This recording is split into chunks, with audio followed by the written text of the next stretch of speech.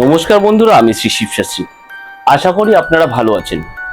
আজকে আপনাদের যে বিষয় নিয়ে আলোচনা করতে চলেছি সে বিষয়টি হচ্ছে পুতুল তন্ত্র। পুতুল তন্ত্র কি খারাপ কি ভালো? পুতুল তন্ত্র দিয়ে কি হয়, কি করা যায় না, এবং পুতুল তন্ত্রে আদৌ কি হয়, এই সব সমস্ত কোশ্চেনের উত্তর আজকে আমি আপনাদের দেব। তো পুতুল তন্ত্র সবার ফার্স্টে দেখায় পুতুল তন্ত্র দিয়ে কি করতে হয়। পুতুল তন্ত্র দিয়ে যে কোনো কাজ আপনি সফল করতে পারেন।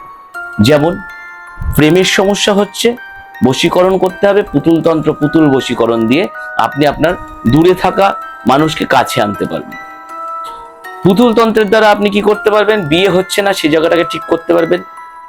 আপনার বউয়ের সঙ্গে অন্য কারোর সম্পর্ক আছে, পুতুল তন্ত্র দ্বারা বিচ্ছেদ করতে পারবেন। কর্মক্ষেত্রে বাধা আছে, পুতুল তন্ত্রের দ্বারা ঠিক করতে পারবেন। শত্রু দমন পুতুল তন্ত্রের একমাত্র উপায়, শত্রু দমন করতে পারবেন।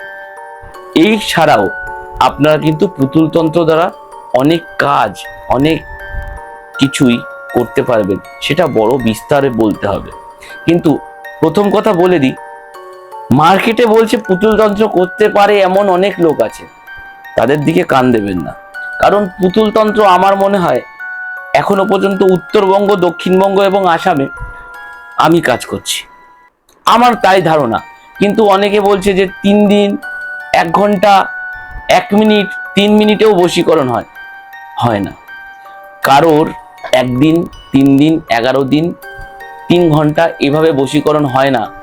আপনাদের জাগতে হবে, তবেই আপনারা বুঝতে পারবেন। অনেক জায়গায় গিয়েছেন, ঠকেছেন, টাকা দিয়েছেন, একবার ফোন করুন, একবার আপনার প্রবলেমটা আমার সঙ্গে শেয়ার করুন।